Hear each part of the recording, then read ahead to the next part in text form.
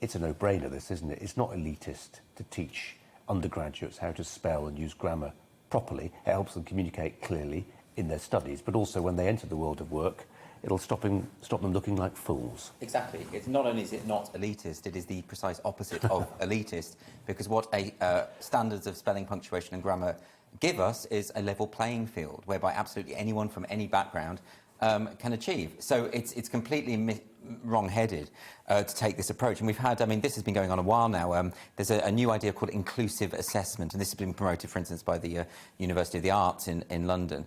And this specifically has a preconception that people from certain backgrounds, and often certain ethnic backgrounds, are less likely to be able to spell correctly. So it's a very patronising idea. We even had the University of Hull back in April, who was saying that proficient use of language can be seen as, and I'm quoting here, homogenous North European, white, male and elite. You missed a comma there. I did miss a comment there. Don't point out that I've got notes here. That's not very fair. But I would say no. Absolutely. This is a problem, that this paternalistic idea that we should patronising idea, actually. It's absolutely horrible. I mean, it reminds me a little bit of the Smithsonian Museum last year. Oh yeah.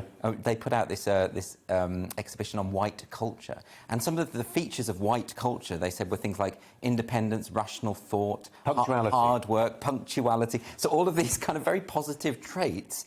That they, by implication, they're sort of saying that ethnic minority people don't participate in. And so all of this stuff ends up sounding kind of racist, doesn't it? And if you start saying that certain groups can't, we shouldn't hold them to the same standards as white pupils, I mean, isn't that racist, or is that just... I'm quite looking for... This is an interesting start from the Office for Students. Yeah. It's quite an interesting intervention by them. I'm looking forward to more of them. Shall we talk about, speaking of universities, University of Sussex, Kathleen Stock... Yes. ...is in trouble tonight, or is she not?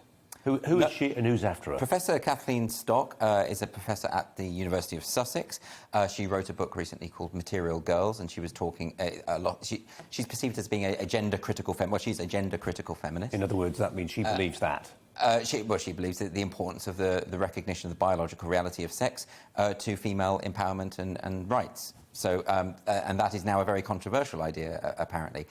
Activists at Sussex, student activists and a couple of staff members, I believe, have been not just protesting against Kathleen Stock, but taking it to the degree of harassment. They've been putting posters up calling on her to be fired, saying that she must be fired. A couple have been dressing up in paramilitary outfits with full masks, setting off flares, this kind of thing. So it's quite intimidating. And what has been very, very reassuring, however, is that the university has said this is absolutely not acceptable. I actually have a quotation here from the Vice-Chancellor, who's Adam Tickell, who said, we are investigating activity on our campus which appears to have been designed to attack Professor Kathleen Stock for exercising her academic freedoms. Disturbingly, this has included pressuring the university to terminate her employment. Everyone at the university has the right to be free from harassment and intimidation. We cannot and will not tolerate threats to cherished academic freedom. So this is actually a really positive thing, because too often, of late, when it's come to this particular form of activism, there's a very kind of militant trans activism which is going on, particularly at universities. The university authorities often just don't stand up to them because they're quite scary and quite intimidating. And we saw that with Anne Henderson, the former rector at Edinburgh University, who was had months, in fact years, of harassment from activists. We saw it from Neil Finn, who was a academic at Edinburgh, who had criticised the renaming of the David Hume Tower, and as a result of this was smeared as white supremacist, even as a rape apologist. That was just thrown in for... So completely false smears. The university hasn't stood up for him, and this is happening again and again. But Sussex is looking like doing these... It looks like Sussex is. Because I'm wearing my glasses, I noticed on the other side of your piece of paper you've written down the acronym in full that Justin Trudeau tried to remember and failed. And you're going to explain exactly what all the letters mean in under 60 seconds. Oh, OK. Well, he's actually just tweeted, and he's used the phrase 2SLGBTQQIA+, which is two-spirit... We can listen to him trying to say it. Oh, yeah, we should. To not have to undergo conversion therapy. I will never apologize for standing up for an LGBTQ2+ kids' rights to not...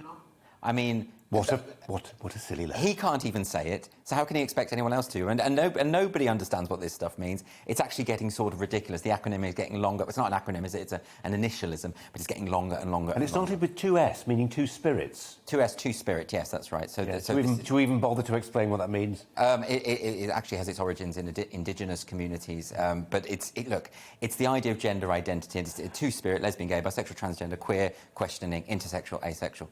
It's out of control. Andrew, thanks very much indeed. Welcome to the GB News YouTube channel. You can watch us live 24 hours a day, catch up on your favourite shows and join in the conversation in the comments below. Don't forget to subscribe and you'll never miss any of our exclusive content.